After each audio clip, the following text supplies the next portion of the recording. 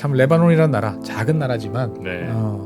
긴 역사 그 속에서 이제 여러 가지 이제 어려움들을 많이 겪어왔고 옆에서 보고 있으면 참 마음이 애틋할 때가 있어요. 아유 좀 잘 됐으면 좋겠다. 뭐가 됐든지 간에 그래도 이제 다른 나라에 들어가겠다라고 하는 사람들은 없어요.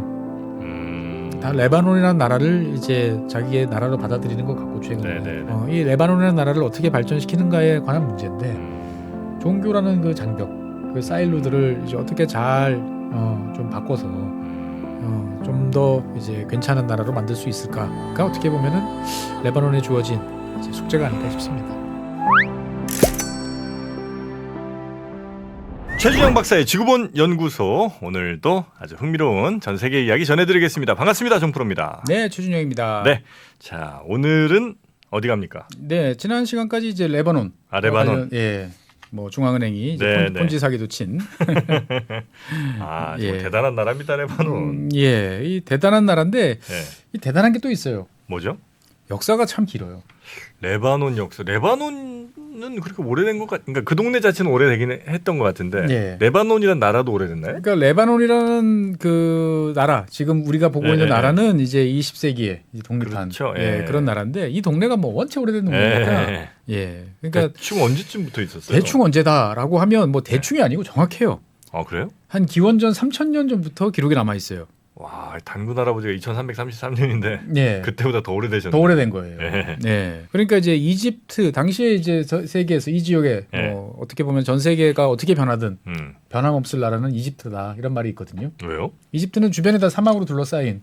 그러니까 어떻게 보면은 중동의 많은 나라들은 사라졌다가 없어졌다가 사라졌다 없어졌다를 반복했는데 이집트란 나라는 딱 그 지리적 조건 나일강이라는 방어막들이 방어막들이 딱 있고 그 강변에 모여 살 수밖에 없고 하기 때문에 지구상의 첫 번째 나라가 이집트고 마지막의 나라도 이집트일 거다라는 이야기를 이제 많이 하는데 아마 그래서 이집트에 보면 그 당시에 벽화들이 많잖아요. 상형 문자만 써져 있는 여기에 보면 이제 이 레바논 쪽에서 온 상인들 그러니까 즉 페니키아 사람들이죠. 이 사람들이 갖고 온 물건들에 관한 기록이 있어요. 그다음에 묘사한 그림들 이런 것들이 이제 있는 거죠. 그때 뭐 팔았지? 그때는 제일 많이 판 게 이제 삼나무 제일 비싸게 판 거라. 목재. 그다음에 술. 술을 하려면 포도나무가 자라야 되는데 이집트는 포도나무 안 자라잖아요. 더워가지고. 그 레바논에서 자란 그 포도로 술을 담궈서 포도주 담가서 원래 술이 제일 짭짤하지 않습니까? 부피도 작고. 그래서 이집트의 영향력이 되게 오랫동안 이 지역에 미치다가 기원전 한 900년 정도부터는 이제 이집트가 좀 쪼그라들면서 이 레바논 지역은 이제 이집트와의 연결고리는 좀 약해지고 그 주변 지역 뭐 메소포타미아라든지 이제 이쪽 지역하고 더 연관성이 강해지는 그런 관계를 이제 형성하게 됩니다. 그래서 이 레바논에 원래 지금 레바논 땅에 살던 사람들을 가리켜서 흔히 말하는 페니키아인. 페니키아. 문자도 되게 오래전부터 만들었던 그 나라죠. 그렇죠. 이 페니키아 사람들이 쓰던 문자가 지금 이제 알파벳. 서로 이제 서서히 이제 그렇죠. 알파벳의 원조다라고 이야기를 하는데 이 페니키아 사람들은 뼛속까지 이제 해양 민족이죠. 바다 끼고. 바다를 끼고 바다를 항해하는 것을 두려워하지 않고 그러면서 이제 물건 사고 팔고 거래에 능하고 어디 가도 적응 잘하고 하는 사람이었는데 이 사람들은 이제 기원전 한 2000년부터 이제 그리스 지금의 그리스 지역의 해안을 따라 가지고 여기저기 이제 식민지를 건설하기 시작을 합니다. 페니키아 사람들이. 식민지라고 해서 뭐 거창한 뭐 이런 게 아니고 요즘으로 말하면 이제 마을보다 좀 더 큰 거주지. 거주지. 계속 사는 이제 그런 것들이고. 이 페니키아 사람들이 만든 이제 알파벳은 이제 기원전 한 15세기. 진짜 오래됐네. 이 당시에 처음으로 이제 알파벳 형태의 초보적인. 근데 지금 이렇게 보면 그게 알파벳 맞아? 라는 생각이 드는데 쭉 거슬러 올라가면 그렇답니다. 그래서 이 페니키아 사람들은 지금의 레바논 지역에서부터 시작을 해가지고 이제 점점 이제 서쪽으로 이제 이동을 하면서 결국은 이제 스페인까지 가고. 그다음에 그 지중해 남쪽으로 쭉 따라간 사람들은 이제 북아프리카 지역에 가서 그 유명한 이제 카르타고. 대체로 그 유럽 문명에 어찌 보면 거의 기원 비슷한 쪽이 여기겠네요. 여기라고 보는 게 맞죠. 그러니까 어떻게 보면은 그 당시에 서유럽, 뭐 프랑스, 지금의 프랑스 이런 지역은 온 나라가 이제 숲으로 네. 뒤덮인 그런 지역이었고 야만인들 좀 살던 동네고. 뭐 그래도 그 로마 사람들 기록에 보면 그래도 프랑스 쪽은 좀 낫고 독일 쪽은 정말 야만인들이 사는 바바리안들이 사는 이제 그런 동네다 그랬는데 어떻든 간에 지중해라는 그 바다는 되게 사실 바다는 좀 무섭잖아요. 그런데 다른 한편으로 관점을 바꾸면 바다는 고속도로거든요. 어디든 쉽게 갈 수 있고 많이 실어 나를 수 있고. 그러니까 페니키아 사람들은 이제 그 지중해를 끼고 이제 온 동네를 돌아다니면서 중개무역 이런 걸 하면서 돈을 벌고 영향력을 확대를 했죠. 항해술도 많이 발달했겠네요, 여기는. 그렇습니다. 그래서 전 세계적으로 보면 항해하는 방법은 사실 다 대동소이예요. 뭐 일단 하늘의 별, 그 다음에 이제 계절에 따른 또 시간에 따른 이제 바람의 움직임, 그 다음에 그 해류의 흐름, 그다음 밀물, 썰물 이런 것들인데 이 페니키아 사람들은 이거의 중요성을 일찌감치 알아가지고 이거를 비밀로 자기네들만 꽤 오랫동안 유지를 했답니다. 그러니까 뭐 뭔가를 하려고 내가 아무리 힘이 있어도 저쪽에 가본다든지 아니면 저쪽 물건을 갖고 오려면은 페니키아 사람들을 불러서 돈을 주고 일을 시킬 수밖에 없는 이제 그러한 상황으로 갔던 거죠. 근데 이제 이 페니키아 사람들은 이렇게 온 동네를 돌아다니면서 다양한 일을 했는데 정작 자기들끼리 어떤 나라를 만들기에는 사실 주변에 너무 많은 세력들이 있었죠. 그래서 지금의 레바논 지역을 통치했던 나라들은 이집트부터 시작해서 바빌로니아, 페르시아, 그 다음에 뭐 마케도니아, 알렉산더 대왕의, 그 다음에 로마. 주인이 여러 번 바뀌었네요. 뭐 주인이 계속 바뀌니까 여기는 의뢰껏 그러려니 하고 살던 동네다라고 보시면 되는데 이 페니키아 사람들은 원체 유명하다 보니까 대부분의 경우에는 다 자치권을 줬어요. 니들 세금 내고 니들끼리 알아서 잘하고 워낙 돈 잘 버는 애들이라 사고 치지 말고 안 그러면 다른 데로 다 가버리니까 자치권을 이제 쭉 허용을 해줬고 이 로마 시대에 지금의 레바논이 이제 본격적으로 또 모습을 달리하게 됩니다. 지금의 수도인 이제 베이루트. 베이루트는 이제 조그마한 마을이었는데 이 당시 로마 시대 황제였던 이제 아우구스투스 황제가 이곳에 거대한 이제 그 사원, 건물 이런 것들을 이제 짓는데 여기에 돈을 보탠 사람이 이제 이스라엘의 이제 헤롯 대왕, 유대 왕국의 신도시군요 여기가. 그렇죠. 베이루트라는 지역이 괜찮아. 그러니까 여기에 도시를 좀 짓는데 그래도 황제가 관심을 기울이니까 이제 헤롯 대왕 이런 사람들이 우리도 돈 좀 내겠습니다. 그래가지고 이제 돈을 내서 베이루트에 어떤 이제 거창한 거친 빌딩도 좀 짓고. 그렇죠. 그래서 이제 이 동네가 살만하네 와 보니까 날씨도 괜찮고 좋네. 이게 로마 시대에 소문이 납니다. 그래서 로마 사람들이 점점 이주를 해오다가 이 여러 가지가 있었지만 가장 유명한 거는 이제 법학 학교, 요즘으로 말하는 로스쿨이죠.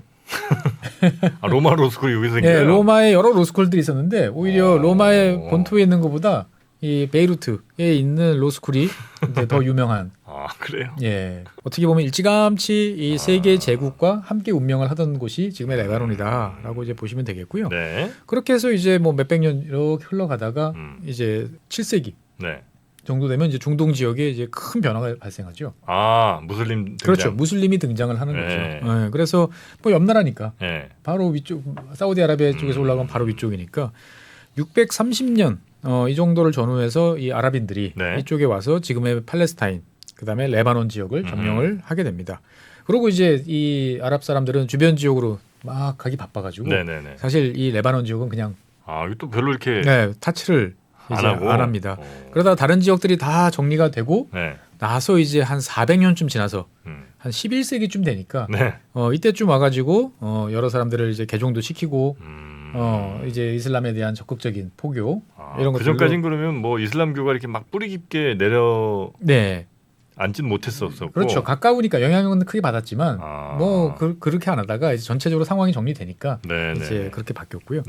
근데 이제 재밌는 점은 이제 7세기에 이제 이슬람이 이 레바논 지역에 확 들어왔는데 이 7세기에 이제 마론파 말씀드렸잖아요. 이 지역의 가장 그 다수인 어떻게 보면 기독교 계열의 종파가 마론파인데 이 7세기쯤에 이 마론파도 등장을 합니다. 그러니까 7세기를 전후해서 레바논 지역은 갑자기 종교의 열풍에 이제 휩싸이게 되는 거죠.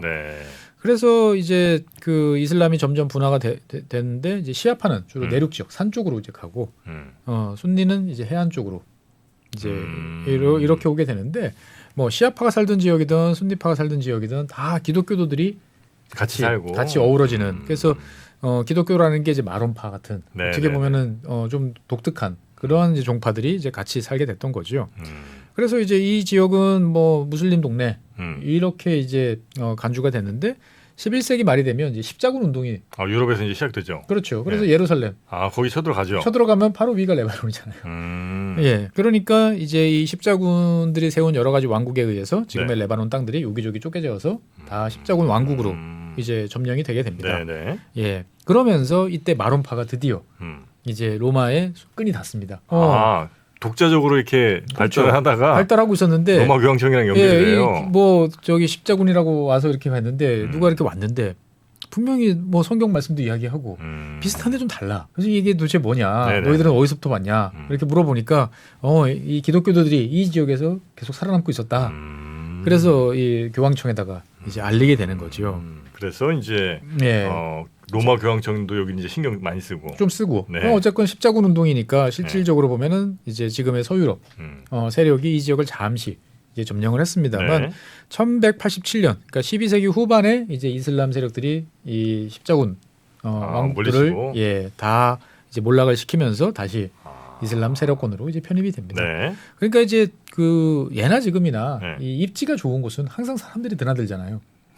그렇죠. 그러니까 이 베이루트를 비롯한 레바논 지역, 그 해안가 지역은 지중해 동쪽 끝이잖아요. 네네네. 동쪽 끝이니까 누가 봐도 여기서 바다에서 육지로 가려면, 육지에서 바다로 가려면 이 동네를 거치지 않고는 안 된다라고 생각을 하기 때문에 이제 여러 영향들을 많이 받았던 거죠. 입지가 하여튼 되게 좋은 동네긴 하네요. 여기가. 입지가 좋은데 보통 입지가 좋은 동네에 있는 사람들이 팔자가 세요.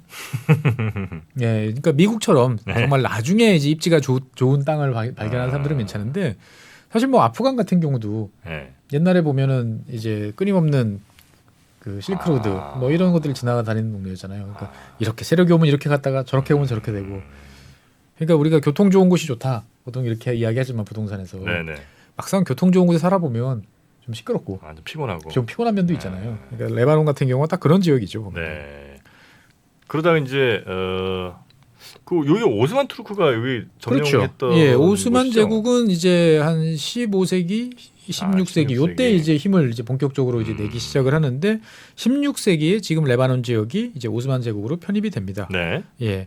하지만 오스만 제국은 뭐 잘 아시다시피 일일이 모든 지역들을 내가 다 가서 막 중앙 통치를 하는 게 아니고 적당히 이제 놔두고 예, 이제 다스리게 되는 거죠. 세금이나 좀 잘 내고. 세금이나 잘 내고 내는데 이 오스만 제국이 봤을 때 지금의 레바논 지역, 특히 베이루트를 중심으로 한 이 해안가 지역은 되게 쏠쏠한 지역이란 말이죠. 외부에서 드나드는 사람도 많고. 돈 되고. 잘못하면은 이게 외부에서 와가지고 혼란스러워질 수도 있겠다라고 생각을 해가지고 이 해안가 지역, 지금의 수도인 베이루트가 있는 이 해안가 지역은 오스만 제국이 이스탄불에서 직접 통치를 합니다. 예, 관리를 보내가지고 다스리는 거고. 그 다음에 이제 이 동쪽에 산들 있잖아요. 레바논 산맥, 뭐 이제 이런 삼나무 많고 한 지역들은 아유 뭐 산도 많고 골치 아프니까 너희들이 이제 알아서 거긴 알아서 알아서 다스려라. 하지만 때 되면 우리한테 와서 보고해라. 네네네. 라는 정도로 자치권을 이제 주게 되는 거죠. 그래서 이제 오스만 제국은 종교에 대해서 이슬람 뭐 제국이었지만 그렇게 다른 종교에 대해서 배척하지는 않았거든요. 그래요? 세금만 좀 더 내라. 네. 그래가지고 이제 이 오스만 제국 시절에 지금의 레바논 사람들은 다양한 종교들이 이제 공동체를 각각 이루면서 서로 섞여서 이제 살게 됩니다. 뭐 썩 좋아하지 않는 세력들도 있었지만 뭐 그냥 그러려니 하고 사는 거죠 보면은. 그렇게도 지금 좀 살면 좋을 텐데 뭐 이렇게. 그러니까 이게 참 역설적인 게 우리는 제국 그러면 되게 안 좋게 생각하잖아요. 근데 제국이라는 것은 이렇게 포용력이 있지 않으면 제국이 안 되잖아요. 제국하면 일단 식민지 생각부터 나오고. 예, 막 착취하고 막 이런 것도 생각나는데.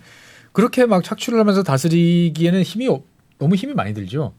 그러다 보니까 그러니까 대부분의 제국들은 넓게 다스리고 기본적인 것만 하면 니들 그래 좋아 세금만 내. 너 그거 믿어? 그럼 세금 좀 더 내. 우리 제국이라는 것만 잊지 말고. 네, 그런 정도로 이제 많이 했던 거죠. 네네. 그래서 이 지역은 이제 오스만 제국 입장에서 봤을 때는 꽤 괜찮은 어떻게 보면 핵심 요지로서 잘 관리를 했는데. 이 17세기가 되자 유럽 사람들이 이 지역에 슬금슬금 나타나면서 눈독을 들이고 이제 주저앉습니다. 정착을 하기 시작했다는 거죠. 17세기 그때도 당연히 이제 오스만 그렇죠. 오스만 제국, 오스만 영토였고 네네. 오스만 제국에 이제 뭐 쓸만한 물건 없나, 팔 거 없나 이렇게 아무래도 이제 장사꾼들이 왔다 갔다 하다가 이 당시에 이제 이 레바논 지역은 꽤 오랫동안 이 실크 비단이 자리 잡던 지역이에요. 실크가 그러니까 중국산이에요, 아니면 여기서 그냥 요 근처에서. 그래요. 예. 그래가지고 여기서 이제 실크를 사서 이제 갖다 팔면 수입이 짭짤했던 거죠. 그런데 이제 이 당시에 와서 그 실크 무역이라든지 각종 무역에 종사했던 사람들은 뭐 여러 나라 사람도 있었지만 주로 프랑스 사람들.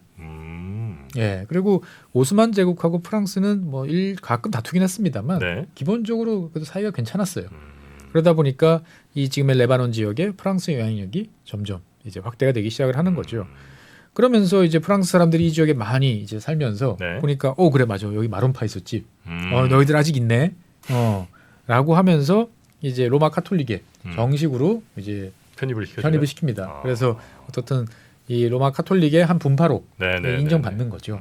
니들이 많이 다른데 이해해. 산속에서 그동안 사느라 고생했지. 그 정도면 됐다. 그 정도 그래도 하느님 믿고 고생했으니까 너희들 다른 건 인정. 정도 해주는 거죠. 그래서 여기 있네. 안 그러면 안 되니까. 특히 이 당시 같은 경우는 이제 벌써 이 개신교와 이제 치열한 경쟁을 이제 벌이던 시절이잖아요. 아 그렇겠네요. 네. 예, 그러니까 카톨릭 입장에서 봤을 때는 포용력을 발휘하지 않으면 우리 세력이 쪼그라드니까. 오히려 세력이 줄어드는 거죠 보면은. 그래서 이 마론파는 이 프랑스 사람들을 통해서 이제 로마 카톨릭과 정식으로 연결이 되고, 그다음에 프랑스 사람들이 이제 아무래도 프랑스는 당시에 이제 유럽에서 최강국이었으니까 든든한 갑자기 뒷배가 생긴 거예요. 오스만 제국에서의 마론파는 어떻게 보면 2등 시민이었죠. 무슬림이 아니니까. 그런데 갑자기 이제 든든한 이제 프랑스 형님들이 와가지고 이리저리 뒤를 봐주니까 기고만장해지기 시작을 합니다. 예, 그래서 이 당시부터 이제 마론파가 이 레바논 지역, 지금 주로 해안 지역이죠. 이쪽 지역에서 주도권을 장악하는 세력으로 성장을 하게 됩니다. 예. 그러면서 이제 점점 이제 이 지역은 유럽화의 길을 이제 걷게 되는 거죠. 그래서 프랑스 같은 경우는 전통적인 카톨릭 국가니까 이제 신부들도 들어오고 포교 활동들을 하고, 그래서 프랑스 사람들이 가서 정착을 해서 뭔가 이제 말뚝을 박았다라는 소문이 퍼지니까 여기저기서 막 사람들이 들어오는 거죠.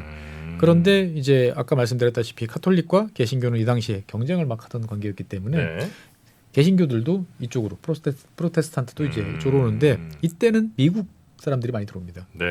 예, 그래서 양쪽 다 딱 와서 보니까 이 지역에서 뭘 할까라고 봤을 때 다 학교를 세우자. 학교를 세워서 이제 고등교육이라든지 제대로 된 체계적인 교육을 시켜야 이 지역에 우리 종교의 영향력을 계속 행사를 할 수 있겠다 싶어가지고 대학과 같은 그런 이제 고등교육기관까지 생깁니다. 이제 종교적 색깔은 좀 강한. 그렇죠. 그런 학교들이겠죠. 예. 그래서 지금도 있어요. 이 당시에 미국이 세웠던 대학 베이루트 대학 이게 그래요? 예. 미국 사람들이 세워서 지금까지 이제 미국? 예. 그래요? 네, 그렇습니다. 그래서 이제 이 기독교 사람들이 들어와서 본격적으로 이제 같이 생활을 하다 보니까 오스만 제국 이외에도 큰 나라들이 많고 큰 이제 세상이 넓다는 걸 이제 알게 된 거죠.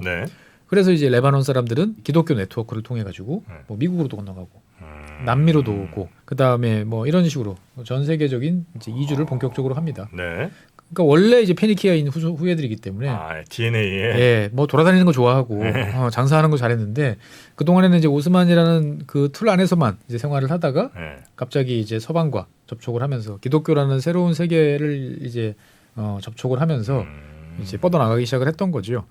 그래서 이 베이루트는 이때부터 이제 국제 항구로 본격적으로 성장을 하기 시작을 했고, 레바논 상인들은 뭐 이집트, 지중해, 영국 뭐 곳곳에서 도처에서 갑자기 막 때로 몰려다니면서 상업에서 영향력을 드러내기 시작을 합니다. 그러면서 이제 레바논이라는 레바논 사람이라는 표현들이 이제 일반화되기 시작을 하는 거죠. 그때부터 지금 이제 레바논이라는 이름이 명명되기 시작하는 거군요. 그러니까 이제 뭐 성경을 읽어보면 읽지만 뭐 저기 멀리 있는 그런 동네였는데 갑자기 당신 어디서 왔어? 그랬더니 난 레바논. 그럼 실제로 있네. 이렇게 되는 거죠. 보면. 그런데 이제 이렇게 되다 보니까 이 지역에 아까도 말씀드렸다시피 마론파가 이제 프랑스 뒷배를 믿고 이제 막 성장을 하기 시작을 했는데 이 지역에서 원래 이제 힘 좀 쓰던 무슬림들은 이제 뭐 시아도 있고 순니도 있었지만 이제 또 드루즈라고 하는 환생을 믿는 또 독특한 교파가 있다고 저번에 말씀드렸는데 이 드루즈파가 이 지역에서는 그래도 넘버원을 자처를 했는데 마론파가 갑자기 늘어납니다. 그리고 이제 이 사람들이 이제 프랑스 힘을 믿고 막 나대기도 하고 그래서 이제 이 19세기 중반서부터 두 파벌이 싸웁니다. 드루즈파와 이제 마론파가 충돌을 해요. 왜냐하면 이제 종교 공동체거든요, 기본적으로. 우리 여기 마을 있고 여기 마을 있고. 근데 중간에 좀 섞여 살기도 하지만 사이가 안 좋아지면 어떻게 돼요? 점점 이제 더 몰려 살기 시작을 하는 거죠. 그러다가 이제 먼 사건이 이제 하나 있어서 1860년에 이 드루즈파가 마론파들을 습격을 해가지고 죽이는 학살하는 일이 벌어집니다. 꽤 많은 사람들이 죽었어요. 네네. 그러니까 이제 이 마론파의 자기가 후원자로 생각하던 프랑스 네. 입장에서 봤을 때는 아니 이 자식들 뭐야? 라고 하는데 이 당시 이 지역은 기본적으로 어느 나라 지역이었죠? 프랑스 아니에요? 오스만. 오스만. 기본적으로는 오스만. 그렇죠. 오스만 땅에 프랑스 사람들이 가서 영향력을 좀 행사하고 있었는데 오스만 당국에 이제 이야기를 하는 거죠. 아니 당신 동네 이런 일이 생겼는데 이거 아니지 않냐. 와서 책임자 처벌도 좀 하고 네. 재발 방지도 좀 해야 되지 않냐. 그런데 뭐 오스만 제국 입장에서 봤을 때는 아니 우리 땅에서 그런 일이 뭐 한두 군데서 벌어져. 요즘에 가뜩이나 정신없어 죽겠는데. 무슬림도 아니고.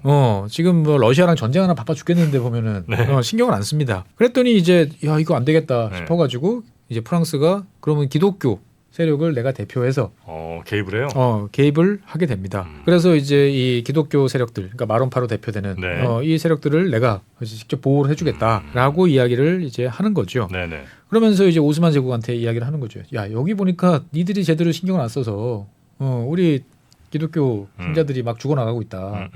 근데 당신들은 어쨌건 종교의 자유는 있지만 다 보호해줘야 될 당신 신민들인데 네. 당신들이 지금 너무 바쁜 것 같아. 그러니까 우리가 좀 도와줄게 라고 이야기를 합니다. 그래서 1861년에 프랑스와 그 오스만은 이제 그 양쪽에 이 레바논이라는 지역을 어떻게 다스릴지에 대해서 이제 합의를 봅니다. 어떻게 보냐면은 이 해안 지역, 베이루트 해안 지역은 여전히 계속 이제 오스만 사람들이 이제 직할 통치를 하는 걸로. 왜냐면 너무 알짜니까. 이건 어쩔 수 없다.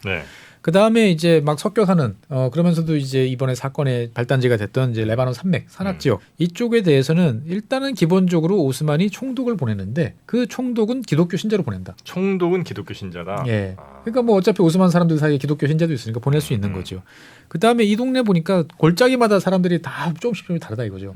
그래서 너희들 다 대표를 뽑아. 그래서 대표들을 모아서 회의를 하자. 지금 의회 비슷한 것을 만들어. 그게 전통이 이어진 거군요 지금. 그렇죠. 예. 그 각 종파별로. 네, 종파별로 니들 그렇게 막 총칼 들고 싸우지 말고 불만 있으면 회의 속상에서 말로 해. 그런데 그 동안은 여기가 이제 오스만 제국 무슬림이라고 그래가지고 이렇게 좀 기울었으니까 이번에 총독을 오스만이 보내지만 상관 이 사람 기독교 사람들이니까 나름 공정할 거야라고 해서. 이제 오스만 제국이 파견하는 기독교 총독 플러스 부족이 선출하는 공동체 대표 그래서 이렇게 복잡하게 됐구나. 그래서 얼추 보면 자치권스러운 모습이 형성이 되는 거죠. 네네네네. 그리고 이제 뭔가 문제가 생기면 오스만은 멀고 가까운 프랑스한테 쪼르륵 달려가서 이야기를 이제 하게 되는 거죠. 예. 그래서 이 지역은 이제 프랑스 영향력이 점점 커지는 상황에서 그래도 오스만이 이제 명목상 지배를 하고 있다가 오스만 제국이 이제 이 동네에서 결정적으로 힘을 잃게 되는 건 1차 세계대전 때죠. 그럼 오스만 자체가 이제 약해진 거니까. 그렇죠. 오스만 제국이 줄을 잘못 썼죠. 네네네. 독일 편에 서가지고 이제 망합니다. 망하고 나니까 이 지역에 원래 눈독을 들이고 있던 나라는 당연히 프랑스. 그래서 이제 전쟁 이후에 오스만 제국 영토를 이제 막 나눠 가지잖아요. 그래서 그 바람에 이제 뭐 이스라엘 문제도 복잡해지고 뭐 여러 가지가 있는데 어쨌건 이 지역은 누가 봐도 프랑스 영향권이니까 프랑스가 이 지역을 점령을 하고 군정을 실시합니다. 예, 프랑스 군이 다스리는 거죠. 그래서 이제 프랑스가 이 지역을 딱 보니까 드디어 이제 한 200년 만에 뭔가 이제 다스릴 법한 제대로 된 이제 영토를 이제 확보를 하는데. 오스만 제국이 직할로 다스리던 요 해안가 지역, 보통 이제 알려져 있던 이제 레바논이라고 하는 지역은 지금 베이루트, 요 해안가 지역 되게 좁은 지역이었어요. 근데 요 지역만 보니까 너무 좁다라는 거죠. 저 뒤에 보니까 산맥도 있고 좀 더 확장을 시킬 수 있을 것 같은데 싶어가지고 이 1920년, 그러니까 전쟁이 끝난 지 얼마 안 돼가지고 이 프랑스가 베이루트를 포함한 해안 지역. 그 다음에 레바논 산맥 있는 그 지역 옛날에 그 자치 영토로 남겨줬던 지역 있지 않습니까? 요 지역을 묶습니다 하나로. 니들은 그 동안에 여기는 직할령, 여기는 자치령 이렇게 돼 있는데 요거는 이제부터는 다 한 묶음이야. 프랑스령이야. 예. 그리고 여기다가 이름을 이제 대레바논이라 붙입니다. 그레이트 레바논. 예, 그레이트 레바논입니다. 예. 그러고 난 다음에 이제 국제 연맹이 이제 당시에 이제 지금의 유엔의 전신인 국제 연맹이 이제 만들어졌는데. 이 당시 이제 1차 세계대전이 끝나고 난 다음에 제국들이 가지고 있던 영토들이 막 우후죽순 독립하던 시절이잖아요. 그러니까 직접 뭐 독립하던 놈들은 그래 넌 독립 인정. 그다음에 애매하게 아직까지 그 주체가 없지만 뭔가 옛날 오스만 제국 땅 이런 종들은 이제 위임 통치를 이제 하게 되는데 1923년에 국제 연맹은 이제 지금의 레바논 지역을 이제 프랑스가 위임 통치하도록 합니다. 그래서 지금의 레바논 플러스 시리아 지역까지 예, 오스만 제국 영토였는데 영국과 둘이서 이렇게 싹 나눠 먹기를 했죠. 네. 그러니까 여기는 너희들이 다스려라고 이야기를 합니다. 그러니까 이제 기본적으로 위임 통치니까 내 영토는 아니고 네네네. 이제 뭐 30년 또는 20년 적당한 시기만큼 다스리다가 이제 독립을 한다라는 네. 개념이 됐던 거죠. 그래서 이제 프랑스가 딱 이 지역을 이제 오스만 제국 물러나고 네. 이제 다스리게 되니까 당연히 이제 손발이 필요한 거죠. 그럼 누굴 쓰겠습니까? 손발이 필요할 때 기독교인들 그렇죠. 기독교인들이 쓰는 거죠. 그러니까 이 지역에 이제 옛날부터 자기랑 좋은 관계를 했던 이제 마론파. 네네. 마론파 사람들이 이제 주도권을 쫙 장악합니다. 드디어 이제 우리 형님 덕에 우리 세상이 왔어. 네. 그래가지고 우리 세상이 왔어라고 큰 소리 치려고 딱 보니까 네. 얘네들이 왜 이 동네에 와 있어? 라고 하는 저 산동네 사람들까지 와 있는 거예요. 그러니까 프랑스가 이제 대레바논을 만들었잖아요. 네네네. 대레바논을 딱 만들고 나니까 원래 마론파 사람들은 주로 이 바닷가에 몰려 살아서 바닷가만 보면 오히려 무슬림보다도 이 마론파가 더 많았는데 그래서 우리 세상이라고 생각을 했는데 다 합쳐보니까 야 이게 무슬림이 이게 좀 애매하다. 네. 수적으로 야 쫄린다. 네. 라고 이제 생각이 이제 되는 거죠. 이제 보면은. 그러니까 이제 이 산에서 내려온 사람들, 뭐 무슬림들로 보니까 그래 뭐 옆 동네 사람들이랑 이제 같이 살려면 같이 살아서 이렇게 보니까 야 우리가 더 많은데? 그러니까 예. 좀 불리하네. 그렇죠. 그래가지고 이제 이 다툼이 벌어집니다. 프랑스는 마론파한테 이제 정권을 밀어주려고 했는데 네. 아니 소수가 다수를 다스린다는 게 말이 되냐. 그래서 야 이거 말이 좀 안 되지. 라고 그래서 1926년에 이제 또 옛날처럼 죽고 죽이면 안 되니까 네. 우리 공식적으로 분할을 하자. 음흠. 그래서 그것들을 뭐 이제 위임 통치를 받고 있는 상태지만 이제 헌법 비스무리한 걸 만들어서 여기다 박아 놓습니다. 네. 그래서 저번에 첫 시간에 말씀드렸던 대통령은 마론파, 총리는 수니파 이제 이슬람, 네. 그다음에 그 의회 의장은 시아파 무슬림. 그렇게 복잡하게 된 게 이제 이런 역사적 그렇죠. 이유가 있는 거군요. 1926년이니까 거의 100년 전에 이제 이렇게 네, 약속을 한 네, 거예요. 네, 네. 그러니까 뭐 그래 이 나라라는 걸 만들려면 서양 애들 하는 거 보니까 뭐 대통령도 있고 그다음에 총리도 있고. 총리도 있고 그다음에 이제 의장도 있던데 좋은 거 한 자리씩 다 가져갔으니까 불만 없지? 네, 이렇게 된 거죠 보면은. 그때 당시로는 불만이 없을지 몰라도 이게 시간 지나면서 숫자들이 서로 막 변할 텐데. 그렇죠. 그게 이제 지금의 이제 그래서 문제고. 인구 조사도 안 하고 네. 이제 그러는 거죠 이제 보면은. 그래서 이 1926년 이후에 이 지역은 프랑스가 이제 다스리면서 여러 가지 인프라 투자도 하고 네. 학교도 설립하고 근대 교육, 뭐 근대 행정기관 이런 것들을 하면서 또 프랑스 사람들이 또 그런 또 행정은 또 잘하잖아요. 계획 딱 세워가지고 밀어붙이는 건 잘합니다. 네. 그러면서 이 지역이 이제 살기 괜찮은 지역이 됩니다. 원래부터 뭐 많은 사람들이 오고 가는 지역인데 네. 유럽 스타일의 행정이 붙으니까 믿고 이제 교역이 더 되는 거죠. 그러면서 이제 이 동네에서 돈 버는 사람들이 증가를 하면서 이제 요즘 표현으로 말하면 이제 중산층이 슬금슬금 생겨납니다. 근데 이 중산층이라는 존재는 되게 희한한 게 네. 그냥 잘 먹고 잘 살면 그냥 그대로 잘 살면 되는데 네. 꼭 딴 생각을 해요. 딴 생각 뭐 정치적으로? 그렇죠. 무슨 혁명을 일으켜볼까? 독립을 해볼까? 사실 이게 다 보면 중산층이잖아요. 네, 프랑스 네. 혁명도 부르주아들 그렇죠. 몰아내고. 예, 그러니까 이 뭐 왕족 몰아내고 네. 이런 사람들이 저 밑에 있는 산킬로트라는 저 밑에 하층민이었냐? 아니잖아요. 다 먹고 살만한 예, 중산층이 어떻게 보면 주도한 혁명이었잖아요. 보면은 그러니까 그런 것처럼 레바논도 이 지역에 먹고 살만한 사람, 그다음에 근대 교육을 받은 사람들이 많다 보니까 네. 야 이게 프랑스가 위임 통치잖아. 그러니까 언젠가는 독립을 할 텐데 이왕 할 거면 빨리 준비해서 빨리 하는 게 낫지 않아? 라는 이제 독립 분위기가 점점 이제 고도화되기 시작을 합니다. 네. 그러면서 이제 뭐 다 아는 사람들이니까 독립 언제 시켜줄 거야? 막 이렇게 자꾸 찌르는 거죠. 네네. 그래서 프랑스가 이제 1936년에 그러면 언제 어떻게 한다라는 것들을 정하자. 그래서 프랑스 레바논 우호 조약이라는 걸 체결을 합니다. 프랑스 레바논 우호 조약. 예. 그러니까 너희들은 뭐 독립을 하든 어떻든 우리랑 잘 지낼 거지. 약속해라고 이제 이야기를 하고 조약을 체결하는데 문제는 뭐냐? 프랑스가 이제 의회에서 이걸 비준을 해줘야 효력을 발휘하잖아요. 조약이라는 것들은. 아니, 같이 하자고 해놓고 안 해요? 그렇죠. 그러니까 이제 당시 프랑스가 되게 이렇게 내부적으로 좀 혼란스러운 상황이었는데 관료들은 이제 이게 필요해. 이래야 이제 차근차근 다음 단계로 넘어가. 그러는데 의회는 막 자기들끼리 싸우다가 비준안 들이내니까 이게 뭐야? 거기 원래 우리 땅이잖아. 아닌데요. 위임 통치령인데요. 야 그거나. 야 좀 더 기다려봐. 라고 그래서 일단은 흐지부지 됩니다. 예. 근데 흐지부지 됐는데 이제 3년 후인 1939년에 2차 세계대전이 빵 터지는 거죠. 네. 그 다음에 이제 7주 만에 이제 프랑스가 독일한테 함락되고 함락이 되는 거죠. 그러면 이 레바논 지금 땅은 누가 다스려야 되나요? 독일이 다스려야 되나요? 독일도 뭐 그럴 정신은 없을 것 같은데. 그렇죠. 그럴 정신이 없죠. 전쟁을 하고 있으니까. 그래서 여기는 이제 BC 정부라고 그러죠. BC 정부. 그 항복한 이제 프랑스 정부. 약간 뭐 괴뢰 정부처럼. 그렇죠. 뭐 그렇게 볼 수 있죠. 보통 우리나라에서 괴뢰 정부라고 이야기를 하죠. 그 BC라는 동네, 조그마한 이제 온천 동네에서 이제 다스리던 요 BC 정부가 레바논을 이제 통제를 하게 됩니다. 근데 이제 뭐 연합국, 특히 영국 입장에서 봤을 때는 아니 이제 프랑스인데 BC 정부 다스리고 있다. 그럼 BC 정부 이꼬르 독일 편이니까 그럼 이건 다 적국이지. 라고 그래가지고 이 레바논을 영국이 낼름 점령해 버립니다. 아, 영국이 또 여기서 바로 들밀어요. 네, 그렇습니다. 중동 나와버리니까. 예. 그러니까 이제 확실하게 이제 단단하게 다져 놓는 게 좋죠. 안 그러면 이집트가 위험해지니까. 프랑스 약간 좀 화가 나겠는데. 그렇죠. 근데 영국도 이제 눈치가 보이는 거예요. 이건 누가 봐도 프랑스 땅인데 영국이 낼름 잡아먹을 수는 없어요. 그래서 이제 런던에 와 있던 드골이 이끌던 자유 프랑스군 있잖아요. 이 친구들한테 줍니다. 자유 프랑스군한테. 너희들이 우리가 일단 확보를 했는데 알아서 해라. 너희들이 여기 다스려. 뭐 원래 너희들 땅이잖아. 그래서 이제 레바논, 시리아를 이제 자유 프랑스군이 이제 다스리게 되는 거죠. 그러니까 되게 생각해보면 웃기는 거잖아요. 본국에서는 쫓겨났어. 반역자야, 배반자야. 드골을 비롯한 자유 프랑스군은. 그런데 해외 영토들은 어떻게 할 거냐. 사실은 그래서 해외 영토들마다 누구는 BC 정부 지지, 누구는 자유 프랑스 지지, 되게 이제 복잡한 이제 이런 상황이 연출이 됐던 거죠. 그러면서 이제 자유 프랑스군이 이제 이 지역을 보니까 야, 이 지역을 우리가 혼자 다스리기는 택도 없어. 그래서 레바논, 시리아에 대해서 1941년에 너희들 독립해. 이제 위임 통치 안 할 거야. 아, 독립을 해요? 이 이야기를 합니다. 너희 독립해. 라고 이야기를 하는 거죠.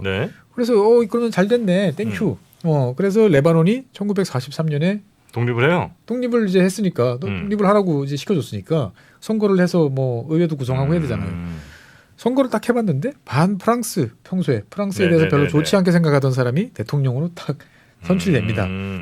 그러니까 이제 프랑스군 이제 자유 프랑스군 입장에서 봤을 때는 야 아무리 우리가 이빨 빠진 호랑이라도 야 우리가 기껏 독립시켜줬는데 대놓고 지금 우리를 비토하는 사람을 대통령으로 뽑아 이건 안 되지라고 그래가지고 이 자유 프랑스군이 개입을 합니다. 총칼로 이제 개입을 하는 거죠. 지네가 독립하라고 했으면 알아서 하는 건데. 그렇죠. 이제 우리 편이 될 줄 알았는데 안 된 거죠. 그래가지고 이제 무효. 그 무효됐어요? 그러면서 이제 이 대통령을 무효시키고 뭐 독립은 어차피 이제 뭐 투표도 하고 그랬으니까 그래서 1943년 11월 22일 날 이제 독립을 선포를 합니다. 그러니까 아직 2차 세계 대전이 한창 진행되던 1943년에 이제 레바논이 이제 독립을 하는 거죠. 오늘 이 녹화를 하는 게 11월 22일이니까 정말 딱. 그러네요. 딱 오늘이네. 네, 딱 80년 전에. 레바논은 독립 선언이. 독립 선언일에 이제 레바논 역사를 이야기를 하고 있습니다. 그런데 이제 그러면 이 지역이 지금 되게 복잡한 상태. 독립을 했는데 자유 프랑스군은 계속 주도를 하고 있고 유럽 대륙은 전쟁이 벌어지고 있고. 그러면서 이제 이 지역에 대해서 자유 프랑스군 혼자 뭔가 안 될 것 같으니까 영국군도 이제 이 지역에 진입을 한 상태예요. 그러니까 레바논 입장에서 봤을 때는 뭐야? 독립을 했는데 외국군들이 막 설쳐대? 라고 이야기를 하니까 둘 다 나가. 라고 이야기를 합니다. 그래서 1945년 이때 여러 가지 협의를 거쳐가지고 46년도에 최종적으로 양국이 이제 다 철수를 합니다. 그러니까 양국군 이제 외국 군대가 더 이상 없는 상태가 1946년이 되는 거죠. 우리랑 비슷하네요, 날짜가. 그렇죠. 그러니까 가만 생각해 보면 이 2차 세계 대전 이후에는 정말 정신없는 세상이었어요. 그러네. 수많은 나라들이 막 등장을 하고 힘의 공백이 갑자기 또 여러 나라에 생기고. 그다음에 이제 원래 그 나라를 다스리던 세력들은 이제 빠져나가고 도망가고 아니면 유지하려고 발버둥 치고. 그러니까 혼동의 세상이었죠. 그러네요. 그러니까 지금 아무리 세상이 혼동스럽다 하도 이 당시랑 비교해 보면 어림도 없는 이야기인 거죠. 보면은. 그래서 레바논은 1946년에 양국군이 철수를 하면서 이제 비로소 이제 완전한 독립을 이제 하게 된 거죠. 근데 독립을 하고 나서 이제 프랑스가 가니까 레바논 사람들끼리 모여서 이렇게 잘 살면 좋겠다라고 했는데 동쪽에 있는 큰 나라 이제 시리아가 계속 레바논을 이제 건드립니다. 여기 좀 뭐 좀 먹을 거 없나? 그렇죠. 그러니까 시리아는 덩치로 보면 레바논은 요만한 나라고 시리아는 훨씬 커요. 그리고 역사적으로 봤을 때 두 세력은 이제 되게 긴밀하게 결합이 되어 있는 하나의 지역이었어요. 해안가 지역 일부는 좀 다르지만 나머지 지역은 다 시리아라고 부르는 요 지역의 총독이 다스리거나 통치를 하는 이제 이런 지역이었는데 그 시리아는 이 레바논이라는 나라가 별도로 독립된 게 받아들일 수가 없는 거예요. 원래 다 우리 영토인데 네. 옛날에 오스만 제국 때부터 이렇게 하나 이렇게 묵혀있던 바운드리였는데 뚝 띄워가지고 얘네들만 독립시켜? 말이 안 돼. 그래가지고 시리아는 21세기 들어설 때까지 꽤 네. 최근까지 이 레바논과 시리아는 이 정식 외교 관계가 없었어요. 아 시리아가 인정을 안 했군요. 그렇죠. 독립국으로. 속국이지. 너희들이 뭐야? 막 이런 식으로. 그러면서 이제 그 레바논 내정에 계속 간섭을 합니다. 그래가지고 뭐 쿠데타도 이렇게 유발을 하고. 네. 예. 아, 일부러. 예. 그러다가 이제 레바논이 점점 이제 막 정신없는 와중에 네. 이제 당시 대통령이 야 내가 물러나면 조용해지는 거야? 그랬더니 그렇대. 그 레바논 대통령. 예. 당시에 이제 쿨이라는 이름의 대통령이 있었는데 네. 이 쿨 대통령이 이제 초대 대통령이었죠. 그러다가 이 사람이 이제 52년도에 그럼 나 물러날게. 더 이상 싸우지 마. 그러고 물러나고 사문이라는 이름의 대통령이 이제 취임을 네. 합니다.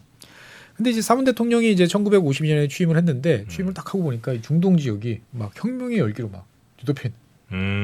당시에 이제 그 이집트 같은 경우가 이제 아랍 민족주의를 막 이제 내걸고 네. 나갔던 거죠 보면은. 그러면서 이제 아랍의 여러 나라들이 이제 우리가 이렇게 분열될 게 아니고 하나의 거대한 아랍 연맹을 네. 만들어서 단일한 정치 체제, 지도 체제 하에서 아랍 민족이 단결해서 가자라는 열망이 막 휩쓸고 있었어요. 네네. 그래서 그 양대 축이 어디였냐면은 이집트랑 시리아 두 곳이었어요. 약간 뭐 상당히 사회주의적 성향 플러스 그 다음에 아랍 민족주의가 결합한. 예. 그러니까 지금 생각해 보면 야 그게 말이 돼? 라고 생각하지만 이 당시는 다 가능할 거라고 믿었어요. 네. 예, 혁명의 시대였으니까. 예. 그러니까 이제 막 너도 나도 다 이 아랍 연맹 어떻게 보면 아랍 민족주의 열풍에 막 휩싸여 있는데 이 레바논은 이 와중에 어떻게 할까 고민을 하다가 네. 이제 2차 중동 전쟁. 2차 중동 전쟁은 이제 영국과 프랑스가 이스라엘을 시켜가지고 수에즈 운하를 점령하고 이집트를 공격한 거였는데 네.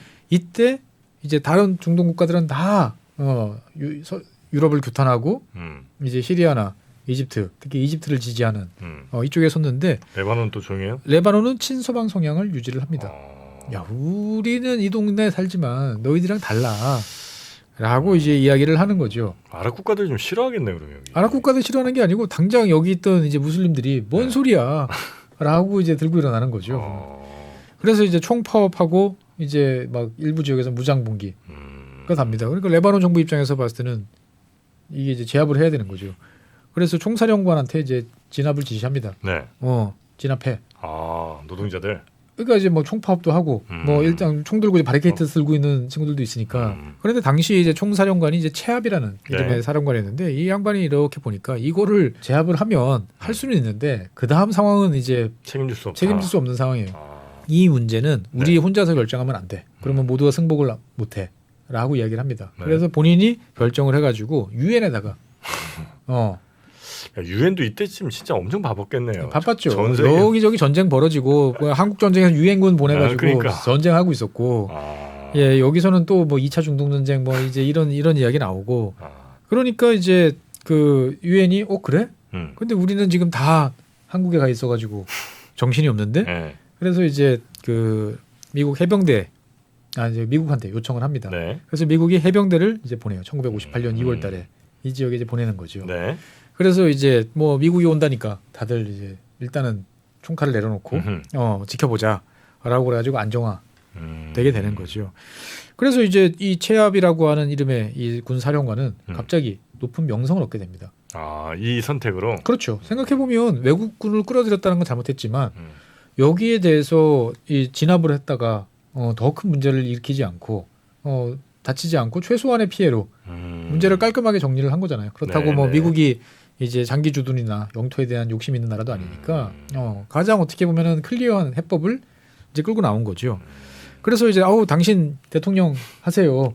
치압이 그래서. 예, 근데 바로 대통령은 안 하고 네. 일단은 이제 다른 사람을 내세웠다가 나중에 이제 대통령으로 이제 취임을 하게 되는 거죠. 근데 이제 이 체압이라는 이 대통령은 이제 기본적으로 무슬림의 상당히 이제 동정적인 네. 그러한 이제 그 생각을 가지고 있었어요. 그래서 무슬림 사람들을 이렇게 잘 해주려고 이제 노력을 했고, 그다음에 베이루트는 되게 발전했지만 나머지 지역들은 소외된 지역들, 막 산악 마을 되게 많고 막 이러니까 그런 지역들이 소외된 지역들이 많았는데 거기에 이제 관리도 보내고 뭔가 기본적인 인프라도 깔려고 노력하고 최소한도 레바논이라는 나라가 당신들한테 신경 쓰고 있어. 그다음에 이제 그 다 와서 뭔가 이야기를 하고 우리가 레바논이라는 나라를 같이 만들어 봅시다. 라고 이야기를 이제 하게 되는 거죠. 네네네. 그러니까 이제 레바논 내부가 좀 정리가 이제 되게 됩니다. 그리고 레바논 스스로가 이제 얌전하게 정리가 좀 되니까 주변 국가, 뭐 시리아를 비롯한 주변 국가들도 개입할 건더지가 별로 없잖아요. 그래서 이제 레바논이 상당히 안정적인 모습으로 갑니다. 그런데 당시에 이제 1960년대는 뭐 중동 같은 경우 끊임없이 전쟁이 벌어지고 복잡한 지역이니까 돈 있는 사람들, 심지어 왕족들도 되게 불안한 거예요. 아, 레바논으로 더 돈 빼돌리고 막 이러는군요. 그렇죠. 요즘으로 말하면 이제 싱가포르로 이제 다 가는 것처럼 그 동네에서 제일 안정적이고 그다음에 유럽하고 제일 밀접한 지역이 있으니까 그러니까 돈이 막 자본이 계속 들어옵니다. 그러니까 이제 이 베이루트나 이런 지역들은 이제 황금기를 국가하는 거죠. 그래서 중동의 파리. 그 얘기가 이제 요때 나오는 거예요. 요때. 예. 그래서 이제 이 체합이라는 사람은 이제 대통령이 이제 돼서 이런 정책들을 잘 추진하고 있는데 그러면서 쭉 나라를 보니까 야 인구 조사 안 해? 그랬더니 아이고 하면은 곤란합니다. 라고 하는데 이렇게 쓱 보니까 누가 봐도 야 1930년대하고 지금 달라졌잖아. 내가 대충 눈으로 보니까 반반이네. 그러면 이제 반반하자. 이슬람, 기독교 뭐든지 반반씩. 지금은 마론파가도 우인데 그런 거 하지 말고 반반하자. 그럼 되지 않겠어? 대신 이제 그렇게 되면 너희들은 이제 종교 공동체는 그냥 열심히 기도나 하고 니들이 하던 여러 가지 행정과 관련된 일은 이제 국가가 직접 나서서 할게. 그러니까 흔히 말하는 세속 국가를 이제 만들어 보자라고 했는데 이게 이제 당시에 이 레바논의 종교 공동체의 선을 이제 넘는. 그건 이제 못 받아들이는 거군요. 그렇죠. 마론파는 마론파대로. 마론파가 못 받아들이니까 뭐야? 대통령이 저렇게 한다는데 왜 니들이 거부해? 라고 하면서 이제 종교 공동체들 간에 이제 갈등이 이제 촉발이 이제 되게 되는 거죠. 그러면서 이제 이 와중에 이제 레바논 내부에 큰 변화가 발생하는 게 베이루트가 계속 잘 나가니까 주변 지역의 사람들이 이제 베이루트에 이제 몰려듭니다. 일자리를 찾아서 막 이제 오는 거죠. 원래 레바논 사람들은 다 자기 종교 공동체 그 지역에 모여 살았는데 이 사람들이 이제 자기 뿌리를 버리고 이 베이루트에 이제 막 몰려들어서 대규모 빈민촌을 이제 형성을 하게 되는 거죠. 그러니까 한쪽에는 잘 사는 중산층이 막 살고 있는 동네, 그 주변에는 빈민촌이 있어. 근데 이 사람들은 종교적인 그 고향의 어떤 그 안전판이 없는 사람들끼리잖아요. 그럼 스스로 도와야 돼요. 여기에 또 동네 종교가 또 개입을 하게 되는 거죠. 못 사는데 종교가 위안을 줘. 그러면 마음이 평안해지는 게 아니고 저기 잘 사는 사람들은 왜 잘 살까? 왜 쟤네들은 저럴까? 뭔가 정당치 않다라는 생각들을 이제 하게 되는 거죠. 그러면서 이제 사회 경제적인 대립이 이제 1960년대 이제 후반서부터 조금씩 이제 올라가게 됩니다. 그러니까 기본적으로는 안정적인 모습을 보였지만 물밑에서는 부글부글 이렇게 올라왔던 거죠. 그러다가 이제 1970년대 초반에 큰 일이 벌어집니다. 70년대. 뭐 또 전쟁인가요? 전쟁은 아니고 전쟁에 준하는 상황이었죠. 이 팔레스타인 사람들이 만들었던 팔레스타인 민족 해방 기구 피에로.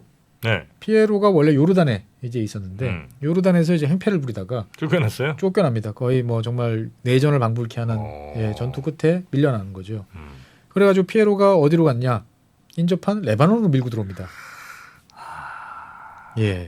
그래가지고 이제 피에로 뭐 지도부나 이런 사람들만 딸랑오는 게 아니고 다 끌고 갔어요? 그 따르던 팔레스타인 사람들까지 갑자기 우르르 이제 밀고 들어오는 거죠. 그러면서 73년이 되자 전체 레바논 인구의 10%가 갑자기 팔레스타인 사람이 돼버리는 거예요.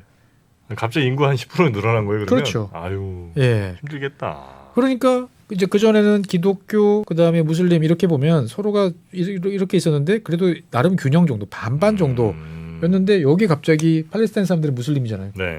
근데 무슬림 사람들이 갑자기 우르르 들어온 거예요. 10%가 확 늘어버렸어요. 근데 여기에 피에로라는 무장 세력이 들어오니까 무장력까지 이제 확 좋아진 거죠. 그러면서 이제 정치 양극화나 이제 이런 것들이 이제 문제가 되는 거죠. 그러니까 피에로는 들어와서 레바논 정부한테 이렇게 잘 협조하고 뭐 이런 모습이 되는 게 아니고 나라 안에 나라를 이제 만드는 것처럼 행사를 이제 하게 됩니다. 샵인샵 느낌으로. 그렇죠. 그러니까 이제 인정받고 샵인샵 하면 계약서 쓰고 하면 누가 뭐라 그러겠어요. 근데 그게 아니다 보니까 이게 이제 문제가 되고 또 피에로 입장에서 봤을 때는 야, 저 마론파나 이런 애들은 다 이스라엘이랑 연결된 거 아니야?